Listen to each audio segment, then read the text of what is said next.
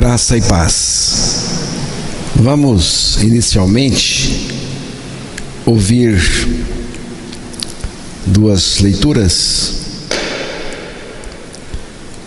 Uma no Evangelho de João, capítulo 19. João 19, versículos 17 e 18. Depois, Mateus, capítulo 16, versículo 24. Mas vamos ouvir então aí, começando com João 19, 17 e 18. Tomaram eles, pois, a Jesus, e ele próprio, carregando a sua cruz, saiu para o lugar chamado Calvário, Gólgota em hebraico, onde o crucificaram, e com ele outros dois, um de cada lado, e Jesus no meio. Então disse Jesus aos seus discípulos: se alguém quer vir após mim, a si mesmo se negue, tome a sua cruz e siga-me. Que Deus revele a sua palavra aos nossos corações. A cruz de Cristo, em toda a sua história, causa profunda admiração ou gera repulsa e aversão. Não há espaço para neutralidade quando o assunto é a cruz de Cristo. Nem Pilatos, na sua estupidez, no ato de lavar as mãos, conseguiu ficar numa posição neutra, de neutralidade. Ou vamos receber e amar a mensagem da cruz de Cristo, ou vamos rejeitá-la e atacá-la com insolência. Há um hino antigo muito precioso que fala da cruz de Cristo. Há algumas versões dele no Brasil. Rude cruz se erigiu, dela o dia fugiu, em sinal de vergonha e dor. Mas eu amo essa cruz, porque nela Jesus deu a vida por mim, pecador. Mas eu adito aqui para me fazer morrer nele, com ele nele, como pecador. Porque aqui está o X da questão. Se um morreu por todos, logo todos morreram. Segunda carta aos Coríntios, capítulo 5, versículo 14. Como que é essa matemática? Como que é essa conta? Um igual a todos. Um morreu por todos, logo todos morreram. Um morreu, todos morreram.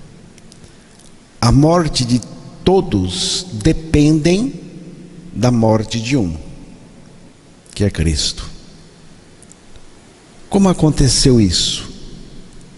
Jesus mesmo disse: e eu, quando for levantado da terra, atrairei todos a mim mesmo. Evangelho de João 12:32. Cristo Jesus nos substituiu fisicamente na cruz, mas espiritualmente nós morremos com ele, porque ele nos atraiu a si na cruz. Quando foi isso?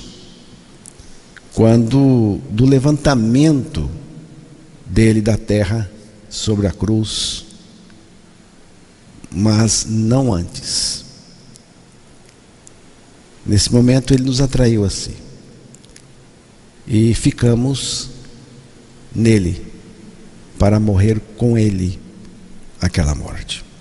Paulo é categórico em afirmar: já estou crucificado com Cristo e vivo não mais eu, mas Cristo vive em mim.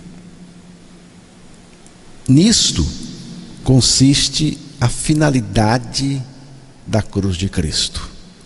Está nítido que a morte que Cristo Jesus suportou por nós era exatamente o que merecíamos e foi o que experimentamos de fato.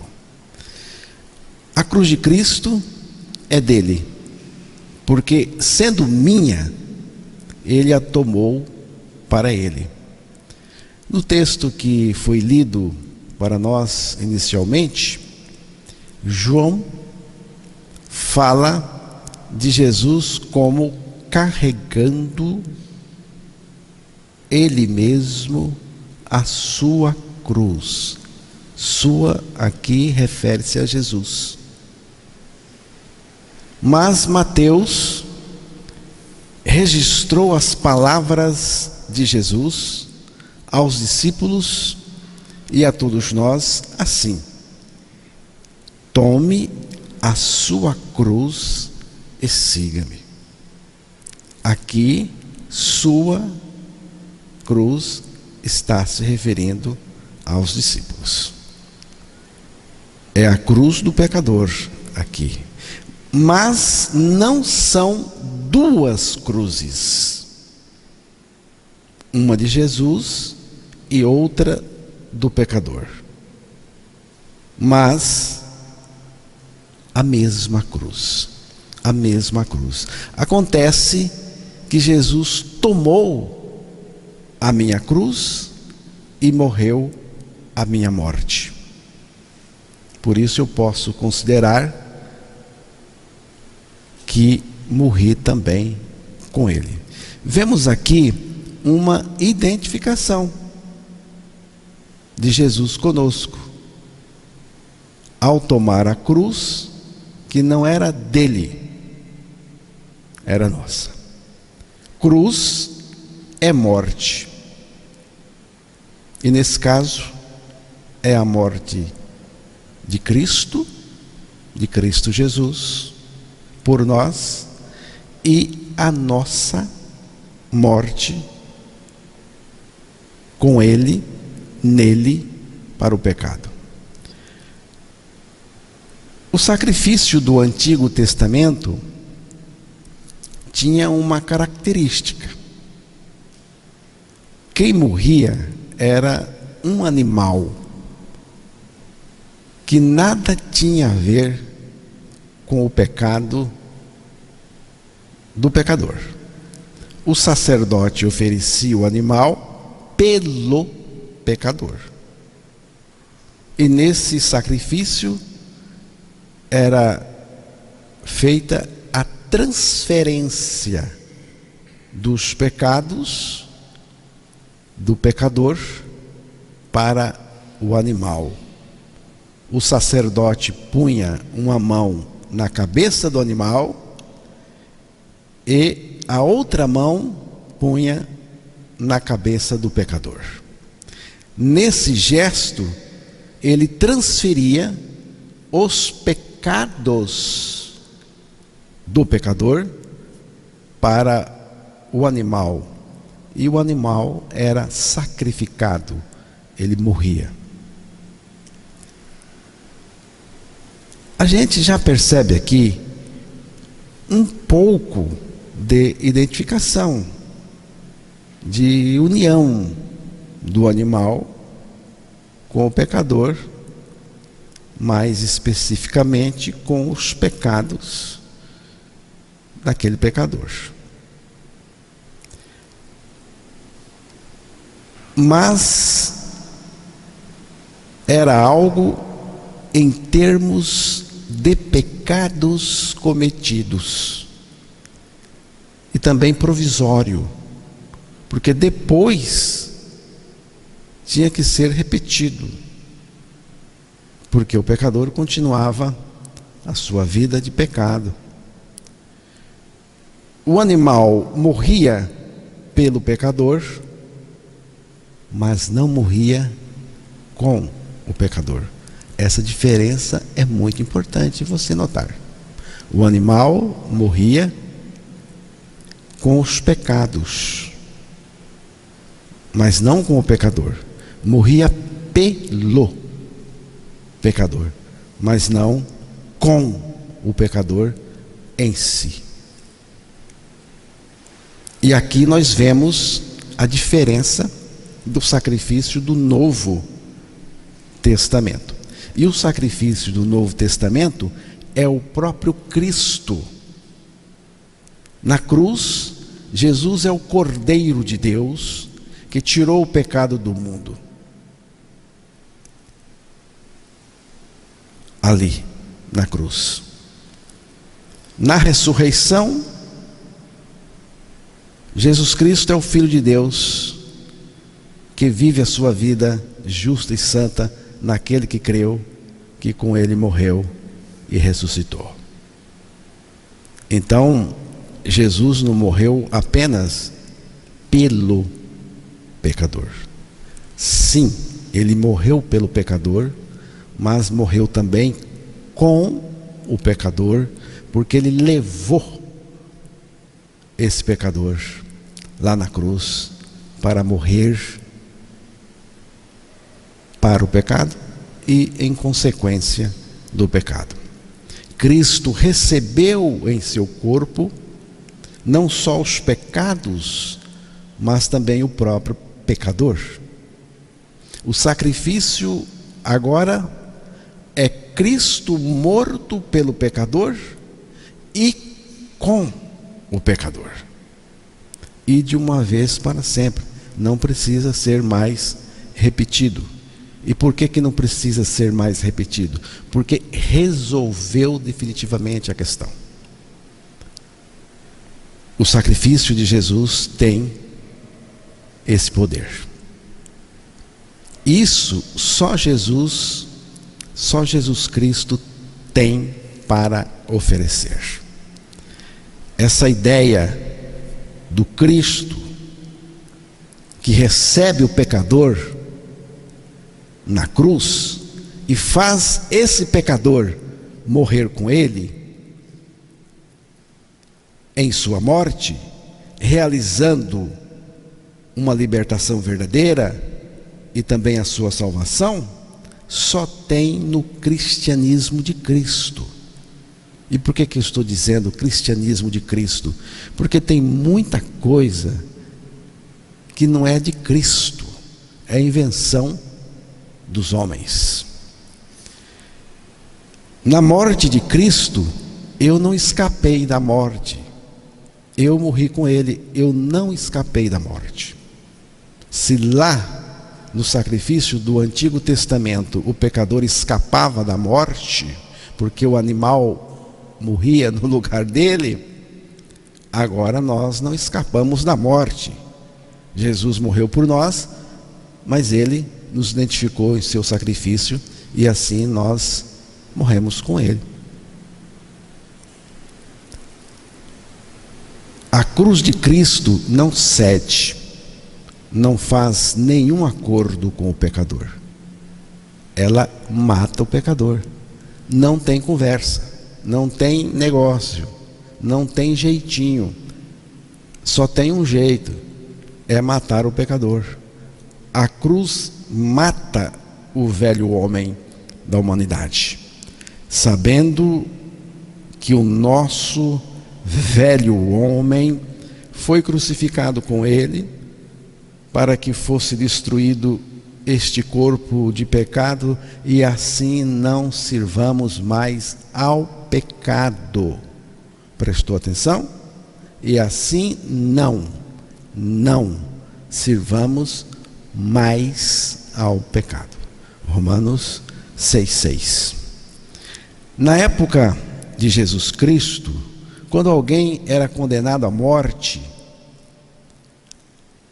de cruz, ele era enviado ao local da execução levando a sua cruz, este jamais voltaria vivo. Alguém carregando uma cruz pelas ruas de Jerusalém na época de Jesus já tinha dado um tchau definitivo para os amigos e para todo mundo, porque ele não voltava mais vivo. Não se tem notícia de que alguém crucificado desceu vivo dos braços da cruz. Não havia retorno, não havia nenhuma possibilidade de sobrevivência. A morte era certa. A cruz acaba com a raça do pecador, que é a pior que existe, a raça do pecador. Mas no lugar entra a raça eleita, a geração eleita, a nova criatura ou a nova criação.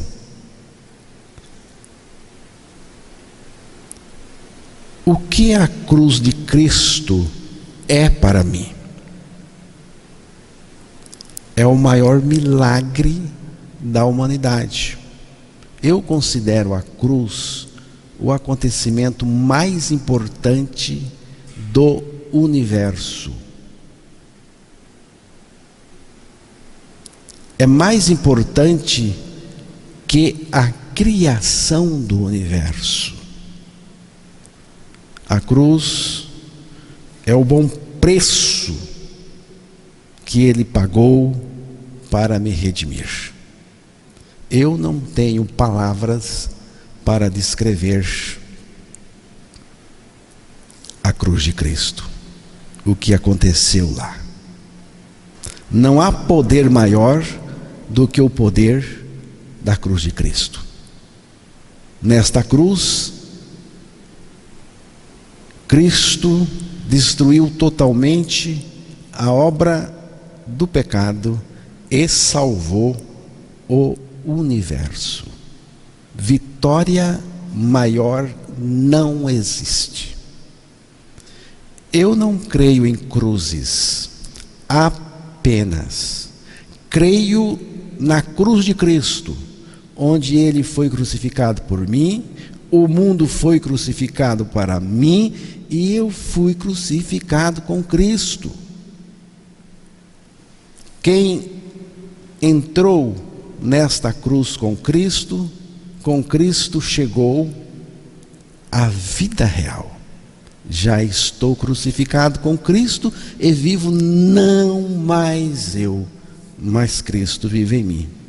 Esta é a vida real, é a vida verdadeira. Crendo na palavra de Deus, que afirma a sua morte, a sua ressurreição em Cristo, você terá o Filho de Deus revelado e vivendo em seu interior. Esta é a verdadeira vida. Cristo venceu no mundo, venceu na cruz, venceu na ressurreição e agora ele vive em quem crê a totalidade da sua vitória.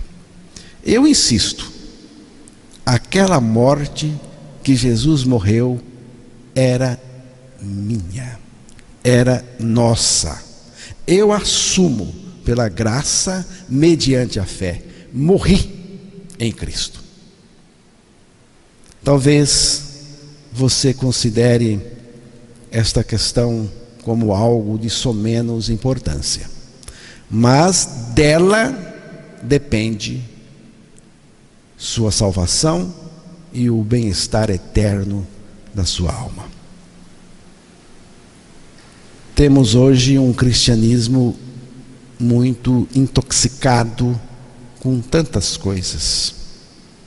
As pessoas estão preocupadas com a sua própria imagem, mais do que serem conformadas à imagem de Cristo. Uma igreja nessa condição não ama a mensagem da cruz. Não ama. A cruz de Cristo incomoda muita gente. E como incomoda? Eu tenho a tendência de concentrar as minhas mensagens, as minhas meditações na cruz de Cristo. Na cruz de Cristo e na ressurreição de Cristo. Muitos pensam que a cruz de Cristo deve ser apresentada de uma forma nova, de uma forma mais atraente do que o fizeram os pregadores de antigamente. E é o que fazem, lamentavelmente. Colocam enfeites na cruz.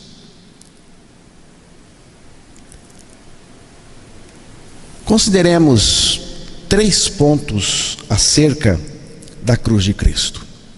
Primeiro, a cruz nos mostra o que Jesus fez por nós em nosso benefício. Porém, Deus comprova seu amor para conosco pelo fato de ter Cristo morrido em nosso benefício, por nós, quando ainda andávamos no pecado. Romanos capítulo 5, versículo 8. Ele morreu para destruir o caminho do pecado em nós e também o nosso caminhar pelo pecado. Segundo, a morte de Jesus na cruz não representa apenas a morte dele, mas também a nossa morte com ele nele, através dele.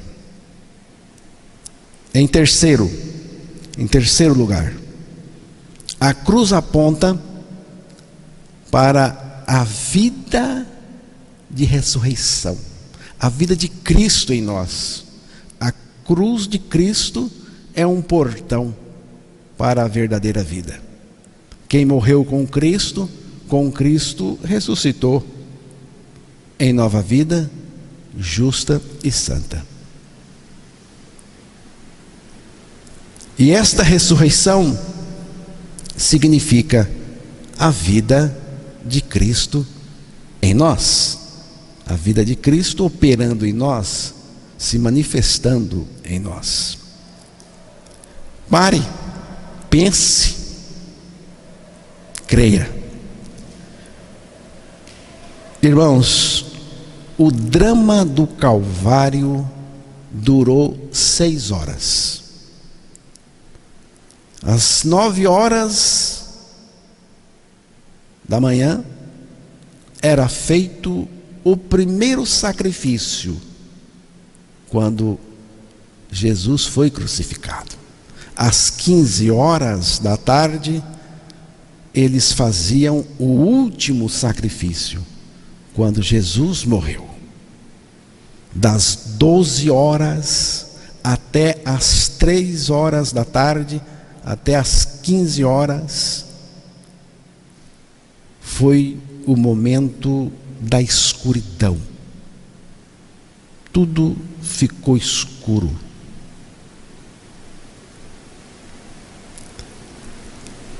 E aí nós temos um texto em João, capítulo 19, versículo 30.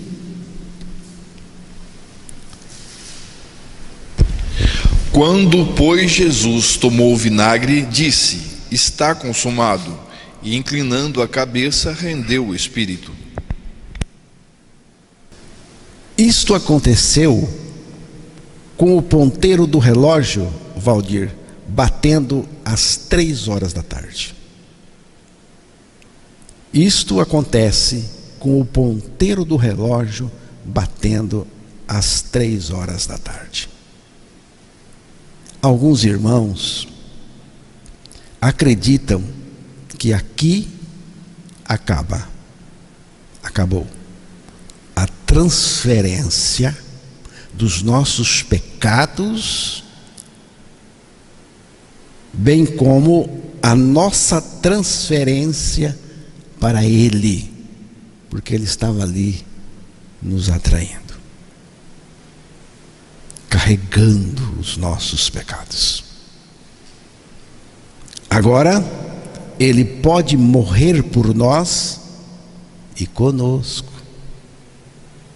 Não esqueça, por nós e conosco. Em João, capítulo 19, versículo 28, você pode ler para nós? É 2 versículos antes, né? João 19. Depois, vendo Jesus que tudo já estava consumado, para se cumprir a Escritura, disse: tenho sede. Tenho sede. Qualquer pessoa com sede que pede água, você dá água. Está com sede. Eu estou com sede. Você dá água. Ninguém nega um copo d'água a quem está com sede. Mas o que deram a Jesus? O que deram para Jesus beber? Vinagre. Vinagre. E ele tomou o vinagre. Tenho sede. Era a sua identificação com cada um dos nossos sofrimentos. Você pensa que você está sofrendo sozinho? Que Jesus não sofreu? Aqui nós vemos a identificação dele com o nosso sofrimento. Ele suportou um inferno por nós e teve sede. Alguém já disse que qualquer um dá conta de morrer crucificado.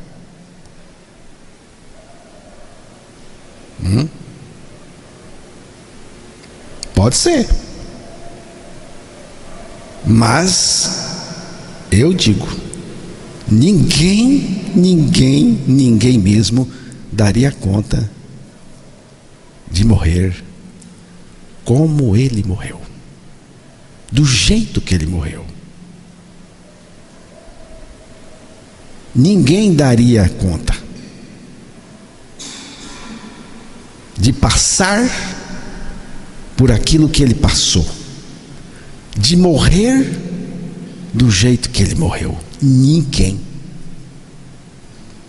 Antes da crucificação, lhe deram uma bebida, mas ele não quis beber. Vinho com mirra. Mas ele não o tomou. Essa mistura era um tipo de anestésico. E o objetivo era dopar Jesus, para que ele sentisse menos. Ele poderia ter ficado meio grogue, meio dopado. Dopado poderia até omitir a sua omissão, ou melhor, dopado, meio grogue, poderia até omitir a sua missão ali, a transferência dos nossos pecados.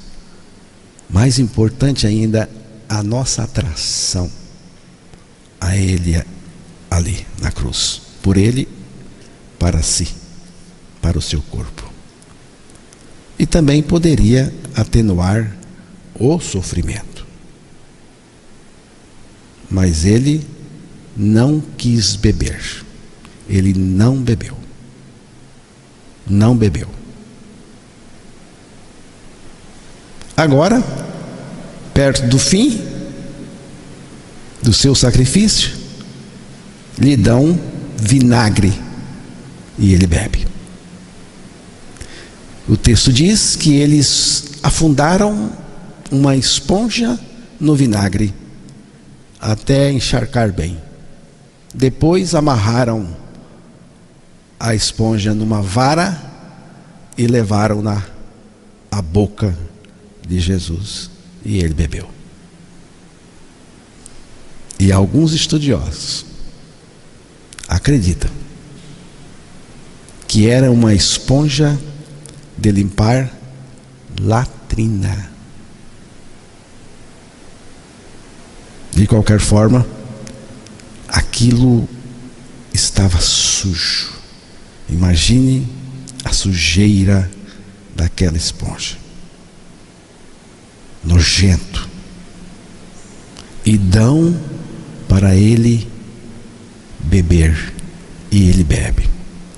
Jesus não bebeu o composto de remédio para não sentir dor ou muita dor, mas bebeu a sujeira, o nojo do meu pecado, dos nossos pecados, ali. E nesse momento ele dá um grito: está consumado, tetelestai, consumatum est. Tetelestai é uma palavra grega que também significa está consumado.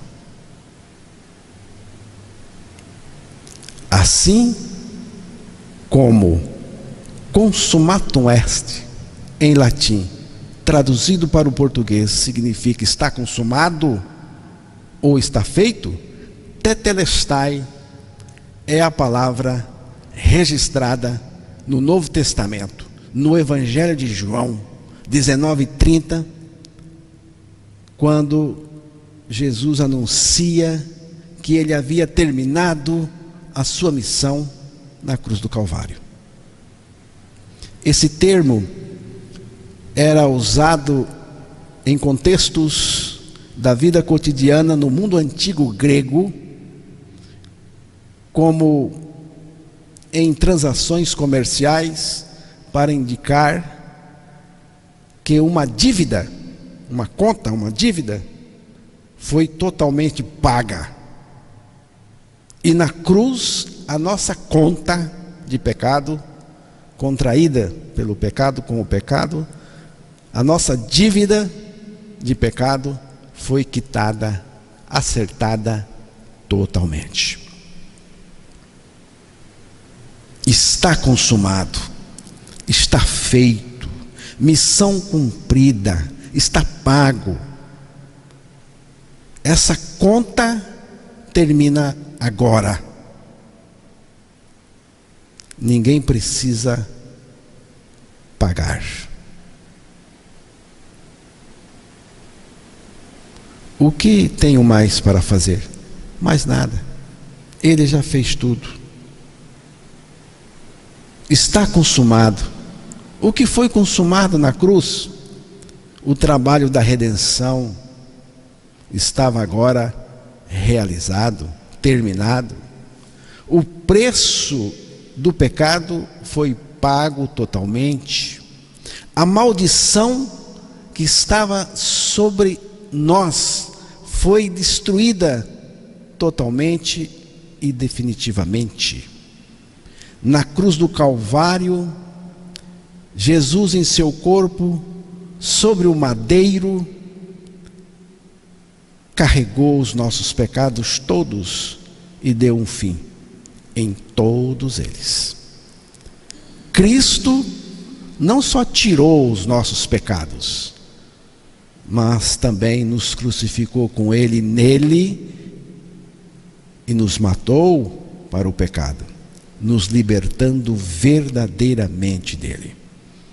Cristo no Calvário triunfou sobre o demônio e tudo o que dele procede. Na cruz, Cristo abriu o novo e vivo caminho para a presença de Deus, pela sua carne rasgada. A vitória de Cristo no Calvário me garante salvação eterna. O projeto de salvação do Calvário está terminado e perfeito. Não há nada que você possa acrescentar para melhorar o que Cristo fez por você e por nós.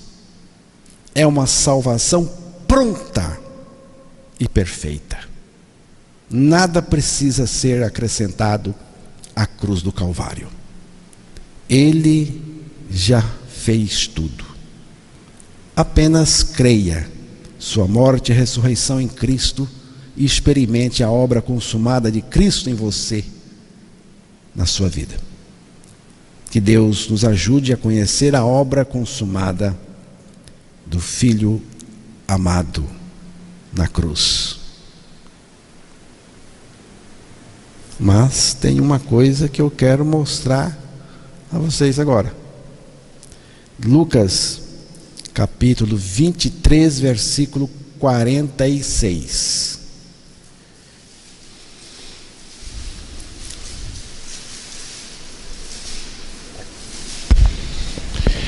Então Jesus clamou em alta voz: Pai, nas tuas mãos entrego o meu espírito.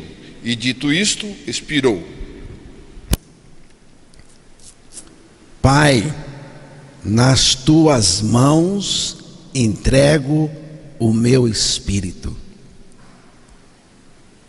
Daqui é empreitada do Pai, pelo seu espírito, que vai cuidar da sua ressurreição e da nossa, juntamente com Ele, porque é uma experiência compartilhada conosco, assim como também a sua morte. Pai, nas tuas mãos entrego o meu espírito. Agora é com o Senhor. Ele confiava no Pai. Pai, nas tuas mãos entrego o meu espírito, é confiança inabalável no projeto do Pai dele. A situação não poderia ser pior, mas ele sabia que o Pai estava no controle de tudo. E quando o Pai está no controle de tudo, tudo termina bem. Tudo termina bem. Ele voluntariamente se deu por nós, se entregou a si mesmo por nós, ali. Mas tem outra coisa que eu quero mostrar a vocês também. No momento da sua morte, acontece algo impressionante. Ao terminar a sua empreitada salvadora, ele dá um grito, não de um moribundo, mas de um Salvador. Jesus bradou, ele gritou bem alto. Você pode ver Marcos 15, 37. Aqui o texto diz que ele gritou em alta voz, né? Gritar já em alta voz. Mas Jesus, dando um grande brado, expirou. Então temos que corrigir, né? Não foi um brado que ele deu, foi um grande brado, estrondoso grito que ele deu. Que grito foi? Pai, nas tuas mãos entrego o meu espírito. Mas foi um grito, foi um brado, foi um estrondo, foi em alta voz, foi um grito, um grande brado.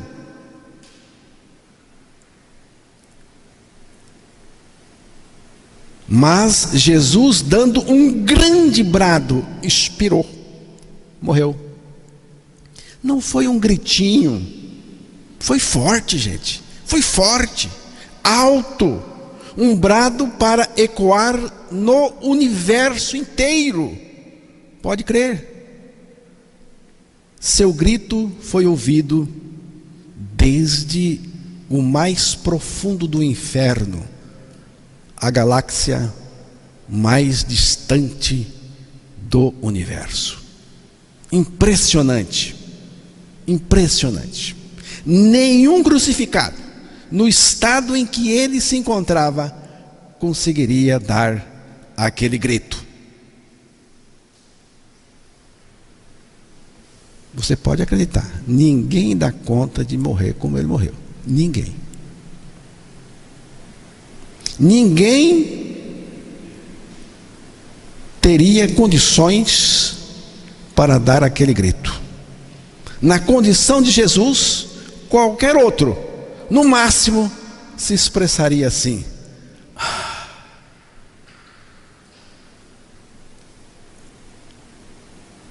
Foi tão impactante que o centurião romano, homem acostumado a ver homens morrerem, ficou espantado. Ele viu que era diferente. Ele foi tocado profundamente.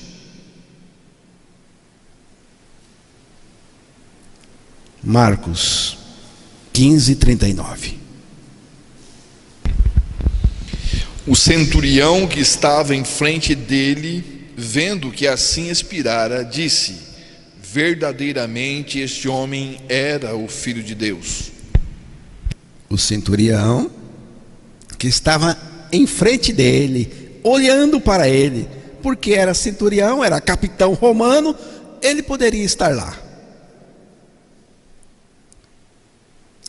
Vendo que assim expirara, disse: verdadeiramente este homem era o Filho de Deus. Esse centurião reconheceu a sua divindade, dizendo: verdadeiramente este homem era o Filho de Deus.